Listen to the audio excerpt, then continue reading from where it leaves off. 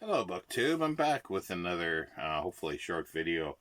Uh, it's a bit of a response video, in a sense, to Mark at Book Time with Elvis, who did his Monday Musings, the death of creativity, question mark, with regards to AI and a poem that was created and the script for the most part, most of his video. I had a bit of a sneak peek, at least at the poem before he did that, and I there's several things that I have think about when it comes to this kind of thing. The word is creativity is one of them. I've done a video before about this that's saying that by putting up a video creating a video on here is not necessarily creative. You've created something, but is it creative? Now, I guess in the broad sense is that you've done something like this and you've maybe scripted it out a little bit and or just get on like I'm doing here and just riffing. It is creative, but it's very superficially creative. Without any depth to it, most of the time. And that, I think, is what society today thinks of as creative.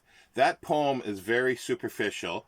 There's no depth to it at all. And as Mark said, it was clunky because there's a lot of stuff that could be done to make it flow a little better as a poem. But it's still competent. Like, it's still a good thing to read. But people, a lot of people put this kind of stuff out there, like people, not just AI, and it's thought of as creative, with a big C. And that's where I sort of question. But I'm not going to get into an argument of what people call creative so much, but it's part of what creativity to me is. It's not just okay. There's varying degrees of creativity. There's this superficial one, and then you get down into layers. And this is something that they call it artificial intelligence. See, I don't think it's even close to that at the moment. It's able to mimic things and the superficial stuff. Uh, if you want a create like a depth in the poem, it's not going to be able to do that now. Maybe in the future, with huge advancements, it can mimic what the human mind is, which is erratic, and it can take twists and turns that are unexpected. That to me is deeper creativity, and then out of those things, you've got a story or a poem that has depth and has different meanings to different people, like deeper meanings that you could pick apart and look at stuff a little closer. Now, that's nothing to say that this kind of it's like fiction, like a book that is just just candy. It's just simple, isn't good and fun, but that's the kind of thing that can be possibly written by the so-called artificial AI intelligence. AI intelligence? No, well, AI, a computer program. But it won't have those twists and turns. It won't have those layers of thought, depth, and those twists and turns, because that's the human mind where it's erratic.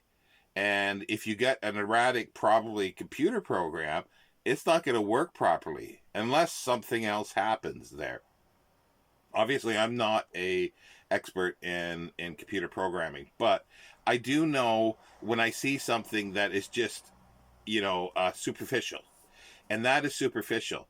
But it seems to be that, the reason why I brought in how people see creativity today is because there's been a huge movement of saying, "Oh, be more creative, do more things." So people are happy just putting words down together, creating a little story or a poem, but it has no depth to it. That is creative for them, and if it works for them, that's fine. But there seems to be missing from that the layers of creativity, the depth of creativity.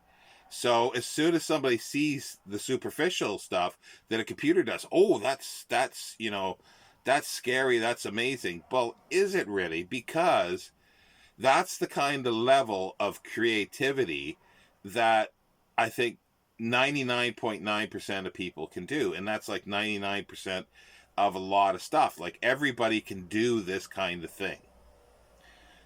Not many people can do Shakespeare. Not many people can do, and you could just pull out names all over the place. And that is individual to that person. And it's not going to happen through AI, at least not now. So, but if you want a manual created for something, how to do something, how to cook, or anything like that.